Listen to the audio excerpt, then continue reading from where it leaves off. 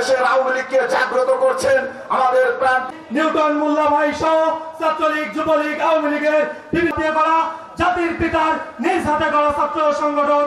অভিনন্দন সংগ্রামী নেতৃবৃন্দ, আপনারা জানেন সেই সমাবেশে ওই খুনি তারেক, ওই খুনি প্রেতাত্মারা বক্তব্য শেষ করছে। জয় বাংলা, জয় বঙ্গবন্ধু। আপনারা দেখেছেন এই এসএসসি পরীক্ষার মতো একটি গুরুত্বপূর্ণ পরিত্রাণের সাধনাং বিনাশায় সদুষ্কৃতম ধর্ম সংস্থাপন। আপনি পরম করুণাময় ও দয়ালু, আমাদিগকে আপনার নির্দেশিত পথে চলার তৌফিক দান করুন। এই সমাবেশে এসে উপস্থিত হয়েছে গোপালগঞ্জ জেলা আওয়ামী লীগের পক্ষ থেকে। নমস্কার। ওং তৎসৎ। সীতা সত্তা পতিব্রতা ব্রহ্মাবলীর ব্রহ্মবিদ্যা। এই দেশের জনগণের জন্য বেড়েছে সংগ্রামী নেতৃবৃন্দ। দীর্ঘ বক্তব্য। বাংলার প্রতিটি মানুষের হৃদয় আছে বঙ্গবন্ধু। বাংলার প্রতিটি শোকের মাস, আমরা কেউ তালি দিব। সেদিনের সেই প্রতিবাদ সময়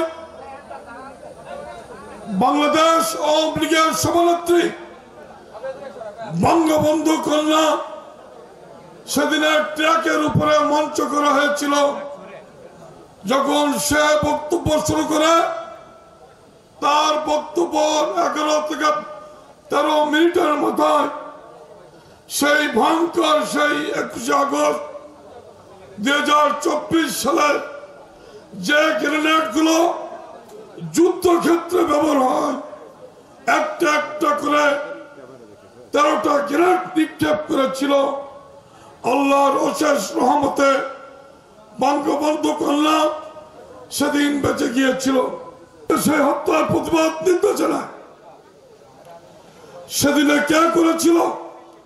সেদিনে জোর সরকার খালেদা জিয়া ক্ষমতায় ছিল। সেদিনে হাও ভবন থেকে সেই খালেদা জিয়ার কুখ্যাত ছেলে সন্ত্রাসী জঙ্গিবাদ যে মদত পুষ্ট করে আশ্রয় প্রশ্রয় দেয় তারেক রহমানের নেতৃত্বে, এবং ভবন সেই স্বরাষ্ট্রমন্ত্রী এবং উপমন্ত্রী পিন্টু সহ তাদের নেতৃত্বে সেদিনে হামলা করেছিল।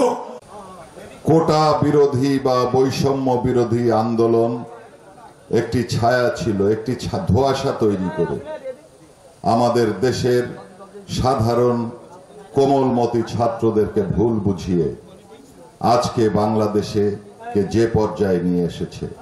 আমাদের প্রিয় নেত্রীকে বল প্রয়োগে শুধু দেশটাকে বাধ্যই করেনি, 5 তারিখের পর থেকে বাংলাদেশ আওয়ামী লীগের নেতা কর্মীদের একের পরে এক বিভিন্নভাবে হয়রানি করা হচ্ছে। বাড়িঘর দরজায় আগুন দেওয়া হয়েছে। এখনো একটা ভীতিকর পরিবেশ সৃষ্টি করে রাখা হয়েছে। ইউনূস সরকারের দায়িত্বে বসার পর থেকে বাংলাদেশ আওয়ামী লীগকে নিশ্চিহ্ন করার জন্য একটা নীল নকশা নিয়ে এসে বসেছে। একের পর এক নেতা কর্মীদের নামে অশুভ প্রচারণা চালাচ্ছে।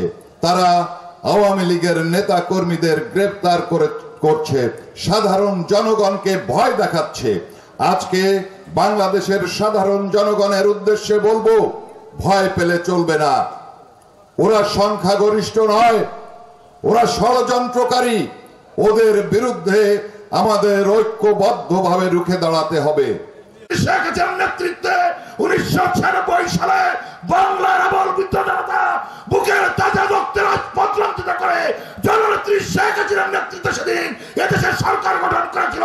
পুনরায় আমি বিশ্বাস করি এই বাংলাদেশের মানুষ আবারও তাদের বুকের তাজা রক্তে রাজপথ রঞ্জিত করে জননেত্রী শেখ হাসিনাকে আবার বাংলাদেশে ফিরিয়ে আনবে।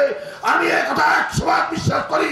সংগ্রামী সাথী বন্ধুগণ, গোপালগঞ্জ সর্বস্তরের জনগণ, সর্বকলের নেতা কর্মীকে আমি ধন্যবাদ জানাই যে বাংলাদেশে 5 তারিখ থেকে আপনারা যে ভূমিকা রেখেছেন, এই ভূমিকার জন্য আমি আমার ব্যক্তিগত পক্ষ থেকে আপনাদের আমি হাজার সালাম জানিয়ে আমি আমার কিভাবে উল্টো পাল্টো গিয়েছিলেন। এই শব্দটা ছিল কি? সেটা ছিল রাজাকার। আদৌ রাজাকাররাই বাংলাদেশে এখনো আমাদের নিয়ে যেতে পারে নাই। তাই আপনারা সজাগ থাকবেন। আপনাদের সামনে যে দিন আসতেছে, সেই কঠিন দিনের জন্য আপনারা প্রস্তুত হন। আমরা যেমন এক সময় স্লোগান দিয়েছি 71-এর হাতিয়ার গর্জে উঠবে আর একবার, ঠিক তেমনি ভাবে আপনাদের গর্জে উঠতে হবে। সকলকে ঐক্যবদ্ধ হওয়ার জন্য আহ্বান জানিয়ে আমার